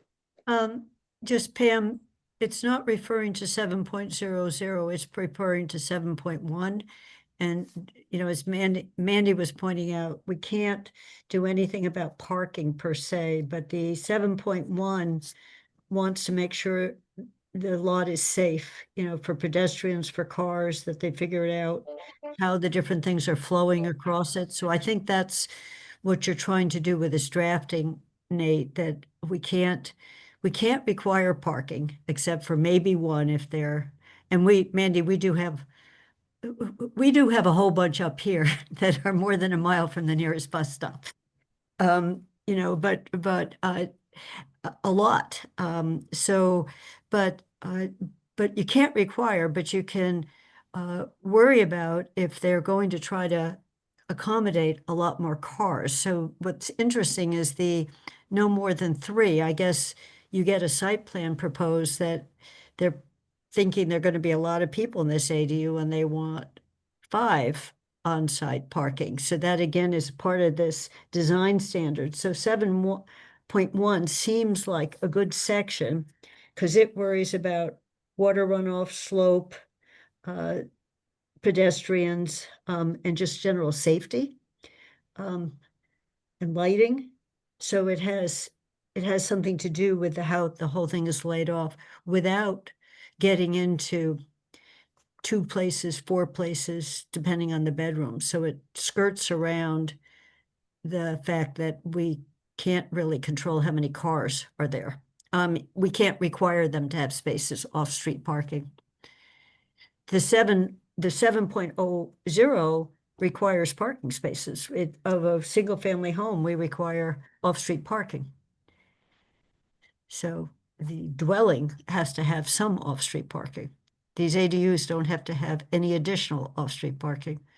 So again, I thought this was pretty clean, but Mandy's pointing to this gray area on what the state is trying to do. For some reason, I guess they've got places that don't have cars. Counselor Haneke, you got your hand up. Thank you. I actually want to go back to the 3 on-site parking. I actually appreciate the maximum, so I'm not opposed to the maximum despite the question I'm going to ask. The question is more of how it relates to and Nate, you just addressed this a little bit, how it relates to the parking that is already on site for whether it be the single family home or the principal dwelling that might be 20 units, or, how does that interact with each other? Is it going to be, if, Kathy pointed out that there's some minimum parking requirements in our bylaw, for certain types of units. If those minimums are, if the current parking is above those minimums, say, if the minimum is, say, 2 spaces in a single family home, and I don't know what it is, but this is my hypothetical, and the single family home already has a driveway that accommodates 5. If you build an ADU, could they add 3 to that for 8, or are they no more than 5, for example? If it's an apartment building that it has a requirement of, 100 spaces, say, now we've got a big one, and they built 120, and now they're putting an ADU on, can they make it 123? Or because they're already over their minimum 100, they can't add any? I'm just trying to figure out how that actually works when you're in the permitting process.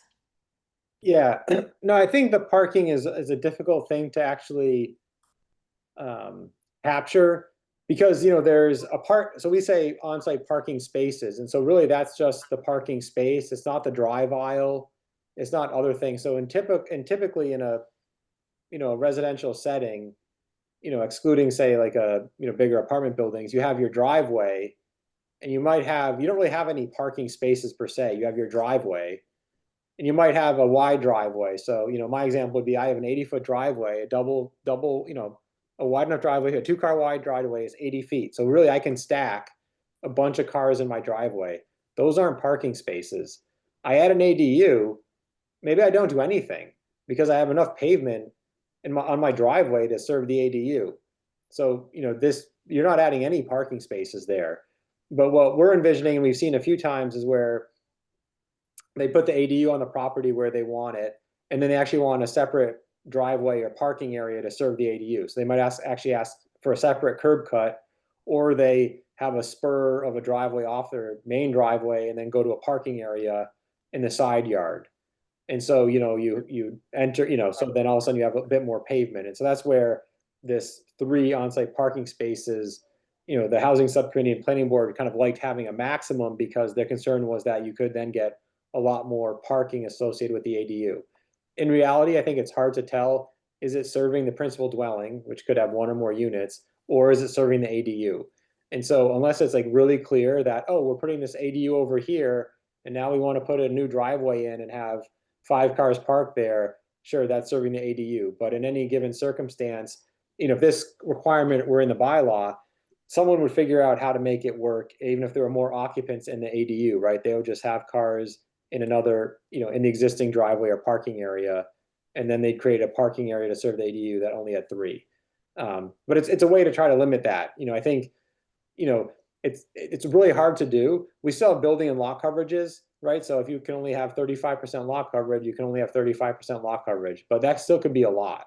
If your dwellings are this big and you still could have thousands of square feet of pavement on a property, then, that's a lot. So it's just, I think in reality, someone would manipulate kind of where the existing parking is and where the new parking is to work. And so they would make it work with 3. If we said 2, that might be a little harder. If we said 5, they'd say, geez, that's a lot. I don't even have to worry about it. But I think 3 to me it's going to make someone actually have a little bit more thoughtful consideration of their site plan. Where and how are they going to arrange the parking and access for the ADU?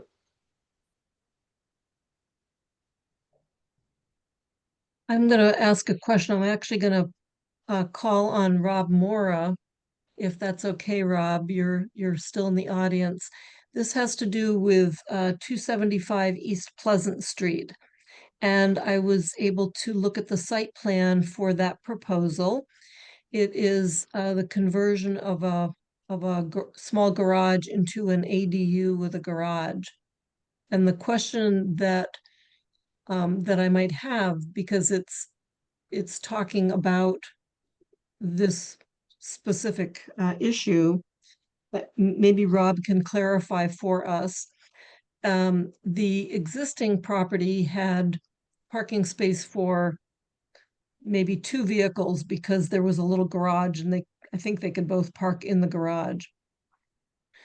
A new ADU, a 1-unit ADU is being proposed. A 1-bedroom ADU is being proposed, and parking for 5 cars is now being proposed. The ADU, so it feels like there are more parking spaces being developed that are not required for the ADU. They really are serving the house as well as the ADU. How do you regulate that? Well, currently there's no limit or maximum on the number of parking spaces. So they can simply propose the parking area, and as long as they're meeting lot coverages and building to the design standards, we're fine. So there wasn't really that question when that application was viewed a couple of months ago. If this language in the proposed ADU bylaw is adopted, we would have to ask which spaces are being constructed or dedicated to the principal dwelling and which are being used for the ADU. And it would be in some cases as simple as that, documenting what the intention is on, because again, they wouldn't be restricted from building 4 new parking spaces for the principal dwelling at any time, as long as they're in compliance with lot coverage. Okay, so that answers the question then. They could build as many parking spaces as they want if it applies to the principal dwelling unit.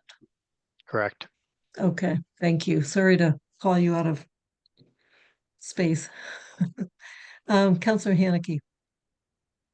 I just have one technical, I guess it's more of a request, in, I think it's section F. Yes, that references the general bylaw residential rental property.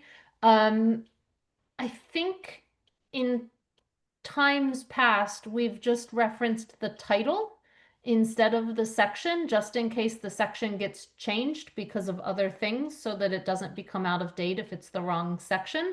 So something like the town's residential rental property general bylaw, instead of saying section blank of the town general bylaws, that. It's more of just a technical thing than anything, but I just want us to be consistent with what we've done in the past and not adopt something that literally might come out of date if we do something with the general bylaws. Yeah, good point. And Mandy, you're saying make sure you get the title right also. Yeah, make sure Yeah, the title's right, you know, Yeah, 'cause whatever if the you- title is of the general bylaws, but get rid of the section reference. Right. So I'm looking at the time, it's about 10:05. And the question is to Nate, will the planning board be discussing this another round? And if so, when? Like September 3rd, maybe? Yes, yep, yeah. So yeah, they were given these two, they'll be given these 2 versions with the possible changes. You know, there was a few discussed today. I would, you know, minor ones I'd make. And they would get the 2 versions that, you know, both ADUs and protected use ADU, and discuss them at their next meeting. And, you know, I try to get them to a vote, to be honest. You know, either we like the 2 ADUs or we just want the protected. You know, I feel like we could keep discussing this. You know, there's improvements being made, but I guess, you know, at some point someone has to say, do we want both or not? And, you know, I think the planning board, it was kind of late at their last time they were discussing this, and so they kind of, you know, continued it, and they wanted the CRC to weigh in. But, you know, it seemed like they were really going to go for just the protected use. And then at the last minute, someone suggested, well, we had talked about both earlier. I really think I like the idea of giving this bigger option And then all of a sudden, the board's like, yeah, okay, maybe let's wait. Let's talk about it next time. And so, I feel like, the nuances of some of these will change. I think there's been some good suggestions, but at some point it's like, okay, do we like what's here, the structure of it, the conditions, the requirements? I feel like we're getting pretty clear language right now, and we've really modified what's, what we have to meet the AG's decisions. And so I don't see like a lot of big changes happening. It's really now, do we like both ADU types or one? And I'm going to try to encourage the planning board to come prepared to talk about that and make a decision at their next meeting. Okay, I'm going to call on Councillor Haneke, and then maybe we do a straw vote on our preferences for local versus, both versus single protected use.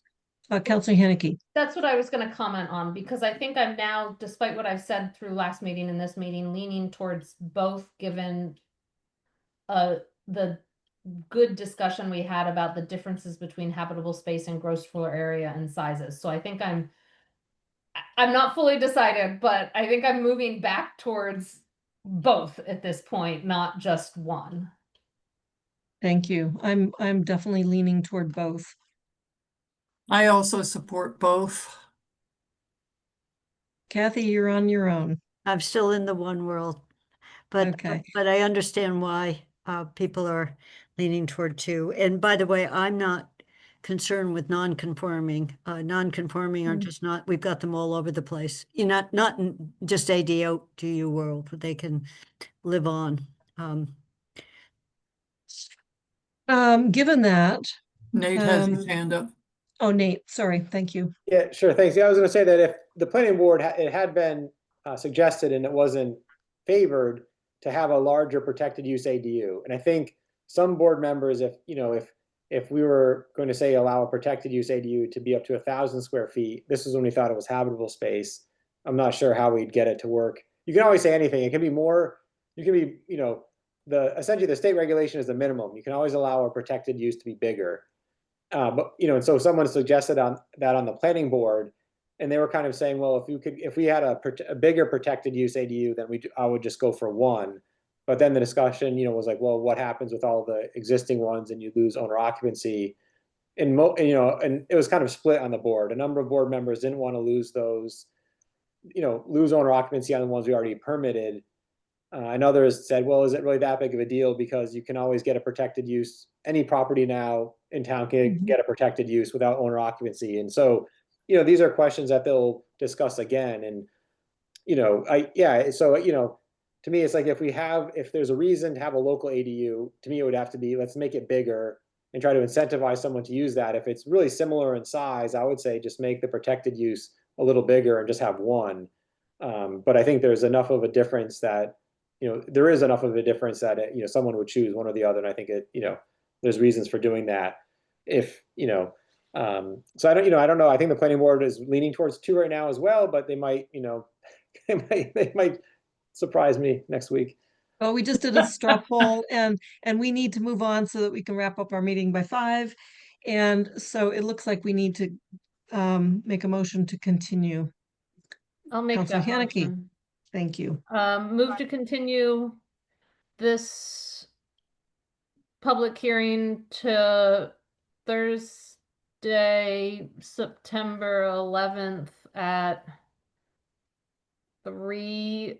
Do you want 3 p.m. instead of 3:02? Let's just say 3:02. 3:02 p.m. 3:03. Depends how fast we talk at the beginning. Oy. Okay. Yeah. We, Instead of twiddling our thumbs for 2 minutes. I second that. Do we need to vote on it? We do need to vote. Pat, Aye. Kathy, Yes. Councilor Haneke, Aye. and Pam is an aye. So we will continue on September 11 at 3:02 or 3 p.m. 3:02 we'll settle and continue this discussion and this public hearing. Thank you. Can just for I think we're down to which of these two, and we're just discussing that, and that's where the planning board will be too. Am I correct? Yeah, I mean, there might be, sorry, I jumped in. If, there may be some, again, recommendations for small changes to language, or things to me, it's like if there's still, if some of the statements are unclear, then I'd want to change those so there's clarity in the language. But in terms of, what we're saying, definitions and purpose and the requirements, I don't see those changing unless for instance, like Mandy said, let's not reference 3.50, just say the town's, this bylaw, so we're not, if something changes. So those might happen, but in terms of the substance, I don't see big changes. Unless I haven't heard many comments from the planning board. The housing subcommittee met today also and looked at this and made a few minor changes. So I feel like they're getting comfortable with it. It's still not, like I said, resolved about one or two. And that'll probably be the big point of discussion at the planning board. Okay, so we're going to be using the same document, or Nate, are you going to provide us a revised document for next time? I will provide you a revised document for next time. Okay, and it's something you're having to produce for the planning board anyway for September 3? Yep, Well, yeah. So Okay. But I think we're going to see it coming out of September 3 to the extent they change anything, right? Yeah, that's probably right. So it'll be a post September 3 document. Thank you. Okay, thank you. Thank you. Okay. There are no minutes. There are no action items today, post deliberations. Oh, Mandy. Did we do general public comment outside of the hearings? We did not. So we should do that. Thank you for reminding me. Yes, I am opening this up to general public comment. And I don't even see it on my agenda, but it should be. It was number 3. Yes, it is. It's number 3. You're right. It's number 3. Is there anyone in the audience? This is your opportunity to speak for up to 3 minutes on this or any topic related to the CRC. If you want to speak, raise your hand. I see no hand. Thank you. So we will move on. No minutes. Next agenda preview, we have crossed off Article 15, so we will be focusing on Article 5, the solar bylaw, and the discussion of the housing production plan. There were notes in the action items on where to start on the solar bylaw. Per Mandy's suggestion, start with section 1812, go through the end. There is input from building commissioner on the financial surety section, and that is in our SharePoint today. So I'll carry it over again for next time, I mean. Is BESS coming up? Is the battery energy coming up? It's not with everything else yet. Okay. I'd love to start talking about it, but we're so dragging on the solar bylaw itself. It's pathetic. Councilor Haneke. This isn't necessarily a comment on next agenda preview, but I just don't know where it goes. I've noticed a pattern of participant names being read out in public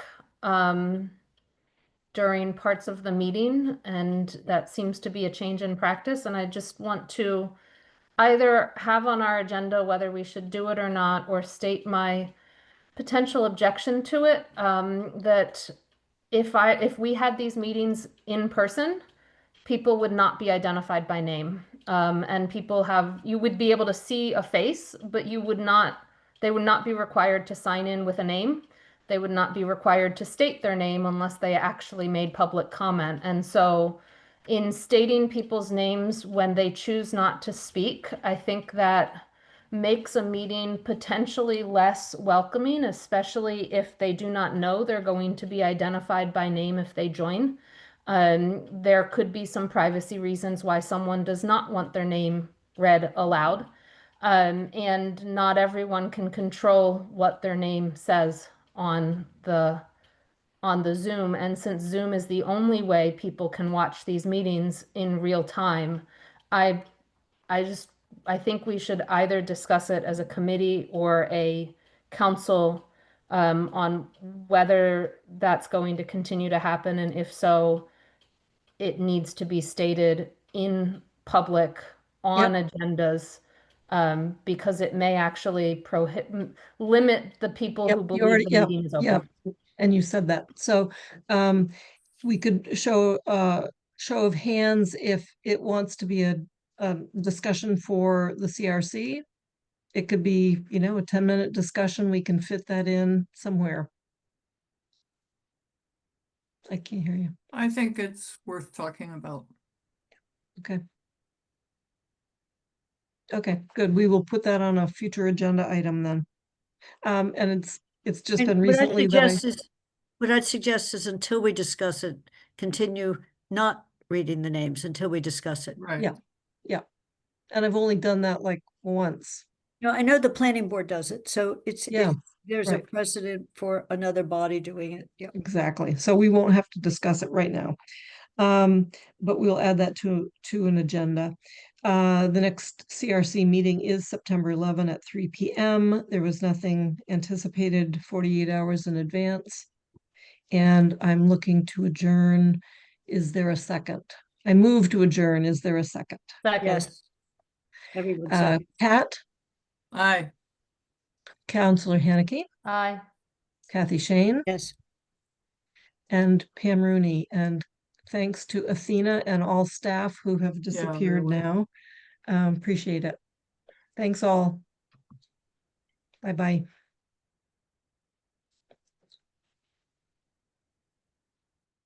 I guess